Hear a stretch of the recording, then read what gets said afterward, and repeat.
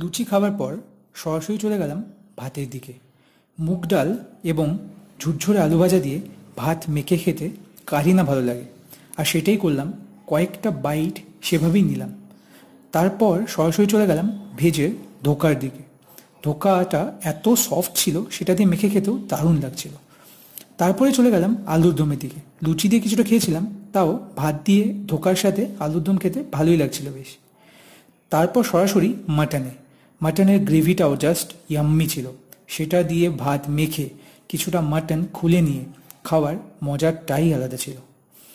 শেষ পাতে নিয়েছিলাম ধনেপাতা চিকেন। সেটাও লুচি দিয়ে খেতেও অনেকটা টেস্টি লাগছিল। তারপর ভাত দিয়ে সেই ফ্লেভারটা ধনেপাতার আর চিকেনের সফটনেস আমাকে জাস্ট পাগল করে দিচ্ছিল। শেষ পাতে চাটনি নিয়েছিলাম। চাটনির মধ্যে খেজুর সঙ্গে অনেক কিছু ছিল, আর পায়েসও, সেটাও টেস্টি ছিল।